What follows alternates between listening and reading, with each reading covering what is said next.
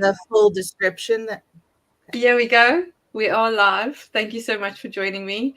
I'm Michelle Cheen from the Wisdom Seeker Society, and I'm very excited to introduce you to the fabulous Richard Morden and Wendy Ratel. We just checked on this. From Time Sweeps, you both do your own thing. You are our Wisdom Whispers host next week. So we're not going to make this long and give away all the secrets. We're just going to touch a little bit on who you are, where you got together, how this whole thing happened, and what time sweeps are, because that's our main interest. So please introduce yourselves. Richard, I'm going to go kind of on my right. Tell us a little bit more about Richard Morden and this journey to get you to connect with Wendy, I suppose, and to create this new modality, which is very interesting. Hi, I'm Richard Morden. I live in Mexico, formerly from Canada. I've been an EFT practitioner since 2014. There's another story behind that, but obviously working with the emotions and conscious EFT and then eventually became an NLP practitioner, and understanding that these things take time. You know, time is a big essence of understanding emotions, understanding root causes and that. So as Wendy and I have been talking probably the last 4 years on different modalities and trying things, we're always saying, how do we make this simpler? Because I'm the first guy to jump off the page and go into the weeds with something. I love experimenting and testing, and then in our discussion here of how this came about, we're looking for something simpler. So I'll let her add into that how maybe this came about. But again, something simpler, something quicker, easier access, but safe. And that's our primary aspect here. Wendy, over to you. Yeah. Where are you actually, Richard? You are in Mexico. So my name is Wendy Ratel. I'm in Vancouver, Canada, and I must admit that my Wi-Fi is fading in and out, so I'm catching a few words here and there. Hopefully I come through clear. I'm going to use the word punted into energy work by my youngest many, many years ago. And for me, different modalities and different opportunities have arisen through almost challenge. My youngest was very ill, and nothing was helping. And I connected with a woman who does energy healing, and in an hour, my daughter was better. Having come from a strongly Christian background, that was something completely outside my wheelhouse. I had no idea what that meant or what that looked like. But it's she's now 27 and doing very, very well. And each time I think, okay, I've been like Richard, or I have a discussion with somebody and maybe there's something more. So Richard and I have discovered something more. That's a very nice. So what do you think, Michelle? I like that a lot. I like that a lot. So you guys haven't actually met, just to put that out there. Richard is originally from Canada, grew up, worked, family life, all the things I think that kind of obviously make us who we are, where we are, and possibly, contributed to your reasoning and why this is such a passion for you, not just healing, but also finding the shortcuts, I almost want to say. But I always want to go back to what is time? Like, how do you're talking about time sweeps, you using NLP, EFT, all those kind of modalities. But you have such a beautiful explanation as to what this is, if you want to share that with us. In the beginning, in a short form, what we have. So Richard, shall I read what we've Go, put together? go ahead, Wendy. Yes. Okay. Yeah. So again, my Wi-Fi is glitching a little bit here. So, okay. So what we want to do with time sweeps is to revolutionize the way individuals understand and manage their emotional landscapes. So we're going to harness the emotions, and we're going to harness the visualization and mindfulness, and give them a simple, effective method to release all of it. What we've discovered in the traditional therapies is that as you release a piece, you don't necessarily get it all. And time sweeps brings everything into one moment in time. It looks at when the event was created. It captures all the tendrils and tentacles of that, pulls them all together, and releases them immediately, effectively, and gently. And then they're gone. And allows an individual to move forward and to rebuild or integrate new ideas into their world, which is not what Richard and I wrote at all, because I realized I couldn't find it. So, Richard, would you like to actually read what we wrote? Because you have it on your screen. So time sweep releases the emotions that are frozen in our being, allowing us to move forward in our lives. The method was developed as we live in the here and now, not in the past or the future. However, much of what we experience here and now is a learned response to something that has happened in the past. Events become frozen in our being and have an impact on our lives. The event may have occurred in our lifetime, or perhaps the lifetime of one of our ancestors. Many methods look to the past to uncover the root of the challenge. This may be effective, however, there's always tendrils and residual blocks left behind. Time sweep captures all the tendrils and releases the blocks. Time sweep stands out by blending visualization, mindfulness, and emotional decluttering, distinctively focusing on the energetic block. This method allows the individuals to sweep through their own timeline, identifying, acknowledging, and releasing emotions without the necessity of reliving past trauma or dissecting the event and the emotional details. This innovative approach offers a gentle yet effective pathway to emotional clarity and well-being, making it a valuable addition to the understanding of who we are and why we get stuck. And as we do emotional work, again, I've been in this field since 2014. Again, there's always something else, and a lot of times there's events attached to odd sayings, odd phrases. I call nuances in our language that become part of our habitual pattern. And like. I can't think of the Napoleon Hill talks about that. He said, we don't inherit our life, we inherit our patterns. And from our patterns, we run our life. And obviously, many of those patterns are habitual patterns of thinking, maybe a negativity bias or a critical or a judgmental bias. And it always seems to throw a block. You'll see people say, oh, I want, this has been a good day, but then they'll throw the whole thing under the bus, but crap always happens. So you've just dashed yourself into the sense of the weeds of not having this expectation. Your expectation is something bad is always going to happen because that's a feeling. So again, we capture those nuances where they come from, and we allow those to release so you can have a better perspective. The negative voice that is always running behind in your head, and you're doing something well, then you're always questioning yourself because you grew up with a negative voice. And I think pretty well everybody has that. So it's capturing those moments and allowing that to be silenced. And again, without having to go into a lot of detail work, that we can capture that. So it can be quite a deceptive in a sense of how it shifts. And maybe Michelle, you've had a bit of experience with this. You may choose to add something to this, and some of our other people that have experienced this. The shifts are there, and it's like we don't know how it happened, but it happened, and that's all we want.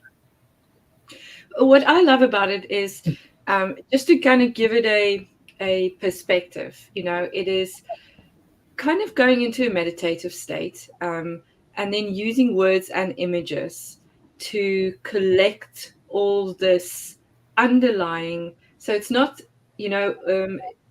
it's not that you have to bring all this up. It's a sweep, it is as the name says, it's taking all this stuff that we've accumulated and bundling it up together and removing it through words and images, because the words are the things that you use, and it feels like they trigger the things that are in our cells, because I think it was you, Richard, that said, when you first told me about this, it's our cells store these things as images, and it is kind of collecting those. It's kind of like a magnet, is what I felt when you were doing it.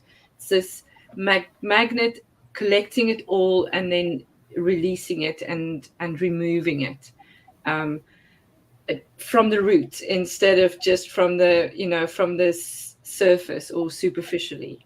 Am I on the right kind of? Did I experience it as you intended? Yes, yeah, and that was the key uncovering there, that the imagery holds so much language, that unconscious language, the nuances, and the feelings that hold us back, and then there's so much avoidance in that. We don't even realize we're avoiding stuff. We're not acknowledging things. We're just functioning in our lives. And when you said the sweep, it's like sweeping the broom under the bed. You're not sure what's there, but it's coming out anyway, right?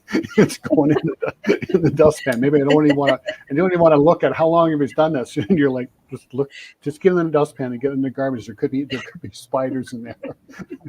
Exactly. There's some dangerous things under that bed sometimes that you'd have no idea about it. And it's also not just our stuff. It's also things that we have carried with us through or from ancestral, or stuff like that. Tell me a little bit more about that. How do you think what are other ways? Should I ask it this way? What are other ways that you would see as similar to this, where it's not about talk therapy. It's not about, finding it and digging deep and going into the darkness and all that. It's really intensive yet not invasive, if that makes sense. It's, again, the unconscious stories. Well, for me, how this sort of started was I looked at Richard. Okay. No, I was going to say my Wi-Fi must be horrible. Sorry, folks. So I looked at Richard one day when we were talking, and I said to him, I really don't want to look to the past. What I'm experiencing is here and now. This is the feeling. This is the emotion. This is the impact. This is the result that I am getting right now. I understand it comes from programming. I understand it comes from the past. I understand that it might not even be my past. It could be something my ancestors or my mother or, my father or somebody was taught, and they just taught it to me. But it's affecting me and it's impacting me here and now. So knowing that time is here and now, it's not necessarily past or present, it is right now. How do we address here and now and look at it and go, well, no, we don't need this anymore. It served well in the past, so you're honoring it, but it's time to go. And that's what we do, is we make it go. Richard, add to that. Well, it's like you said, Michelle, people, the old style beyond talk therapy was to dig into it through meditation, hypnosis, timeline therapy, going in and trying to find the event and letting your unconscious guide you there. And even with like just mere permission, I can just find the language sometimes. Like it may have been, many of us have historical pasts of trauma, of warfare and strife, and that gets carried through generationally. Like in some areas, they believe it's the underlying in the DNA that's still active in our cells, causing us body conditions that, and we see it as symptoms, but we can't seem to address it to let it go. So with the time sweep, I can just, mention about the visualization, or say, for any past generations that have been in war, open up all those time sweeps, so you don't have to know your head, but your body knows, your DNA knows. I'm talking beyond your conscious mind. And, for any of us, that's been through these war and strife, we open up those time sweeps, and then we open, clear, and delete them.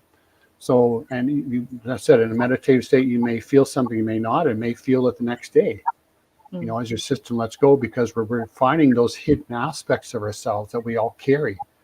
They talk about, trauma going 7 generations deep in that book Mark Wolin wrote, It Doesn't Start With You, and how it shows up in generations, and this mysterious illness shows up, or this mysterious behavior shows up in a young person, like what's going on, and they can trace it back through hypnosis, but we can capture that, and big thing, it's fun because it's intuitive discovery at the time, and what's something that's has come to me through time and feeling natural. But again, it's the nuances of language is connecting to those images. Maybe those frozen moments of time where maybe an aunt or mother fell and broke their arm, and there's that shock that in your nervous system, you're 1 year old, you have no conscious memory of that, but that's an instant that impacts you, from a scream, from the stress, from the chaos in your 1 year old self, that has an impact on you.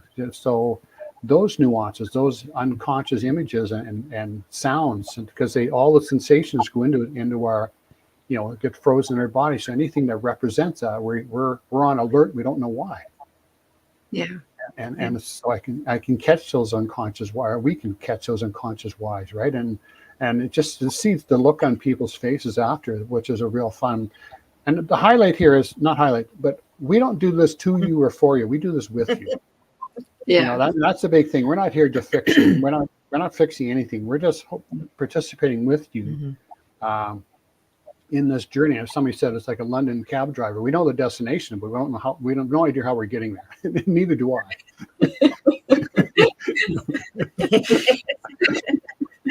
I'm cluelessly curious when I'm sitting down with somebody. I have no idea what's going on. But go ahead, Wendy. And we have no idea where it's going to meander along the way either. That's a lot of the fun of it. Yeah. We'll start one place, and then we'll end up over to someplace completely different, because what's manifesting itself in the here and now probably has something else underneath it somewhere. and that's the beauty of it, that just comes out. Yeah, because you don't have to know. That's not the outcome. It's not about knowing. But tell me quickly about what is the process for you. What happens? Because I've been on this side, but what happens on your side? Again, for me, it's the intuitive comes in, like a word or a phrase comes up, and a dialogue comes up, and it happens in most practitioners. The unconscious communication connection, and all this comes from connection. And when I read through some stuff about how people move through this process, the connection is everything. It doesn't matter how many degrees somebody has or not. If we can't, when we have that connection, your nervous system can make that connection feel safe with. So again, just you questioning in that. And then as Wendy, we get body sensations. I'll start to yawn, and I'm a big yawner. Wendy starts to cough. So whatever our body, okay, we're on to something, because she's coughed and I've yawned, so now we're on a chord. And a lot of times, and it's funny, but it's okay. Here we go again. But it's and for a lot of clients, they're not connected to their body, and that's a big thing right there, because we feel you have to find a connection. But for many, there's so much in their head, they've never been allowed to feel their body. Never felt safe to, and that's where we can this really works, because we can connect to your body. I've seen clients sitting there stone faced, and I'm yawning like crazy, my eyes are watering, and they're wondering, what the heck's wrong with you? I'm processing for you. It's like this, it's just part of the thing. So again, it's just being present is the biggest part of this, and allowing us to, with permission, to connect you, and then the words will show up, or the feeling shows up, and the sensation shows up, and we go with that. And, through previous dialogue, we have some area of questioning. We like to, we have an idea where we're going, but the rest of it sort of comes through in the moment as we're working with you. Yeah. Yeah, that's amazing. I mean, to just make it a little bit more visceral, for it is to well, you guys have done this as one-to-one or with a group. We were 2 people last time in the Wisdom Seekers. We had a little bit of a preview on it, and it is asking for permission from your side to have access to our psyches, and then you kind of have, we close our eyes or whatever feels comfortable. I don't know. And then there's a flow of words, and these words are connected to whatever topic we're working or what you've decided to clear. And for me personally, it literally felt like all these little stored things and bits were collected and let go, which is it's very cool. And it's very easy from this side. That's why I wanted to just check, what the process is on both sides. We're just about at the end. You guys are going to come next week, Wednesday, to a Zoom room near me. And you're going to explain this process to us on the presentation. And you're going to give us a little bit of a taste through of that as well. Yes. And I'll pop the link to the Eventbrite, or Yes. if you're a Wisdom Seekers, then you can join us. I'm very, very, very much looking forward to it. I think there's so much around letting go with ease as a society, because there's a lot of hardship in the world in general, and for us to focus on that in any way prevents us really from moving forward. So I thank you very much for all your insights and the hard work. I know it's not easy always, to go the other way, which I think you have. And I appreciate it a lot that you're sharing this with us. Is there anything else that you'd like to share or bring up around time sweeps or what you do, Richard or Wendy? I'll go, Wendy. I think just where I strive to is just being curious, and helping someone be curious with themselves, because it's just that opens up so much for us, instead of jumping to conclusions or being in judgment. And that's where I really try and work with helping the client, the person there, to be curious because about themselves and the world. And that allows for exploration, that allows for their expansion and growth. And if I can just open that doorway a little bit for people to have that, I think there's so much more flow in our life when we're like that. Thank you. Oh, it is. And I agree with you. Curiosity is the basis of it all, because there's no judgment in curiosity, I feel. Maybe I'm wrong, but I feel. Wendy, I know you have something. And what I love, I think the most, I was going to say is what I love about this is that there's no fear. Like so much of it, you have to go deep. You have to go this. You have to store that. You have to. This you don't. You go, okay, I'm feeling this. What can we do with it? And just being open to the what can we do with it? And that's just, it's not simple, but it is as simple as that. Yeah. And it's uniquely individual, I think. Yeah. Thank you so much. Thank you so much. Thank you, Richard. Thank you, Wendy. I look forward to more. See you next Wednesday. Maybe we can talk again next Wednesday. Thank you, everyone. Bye-bye.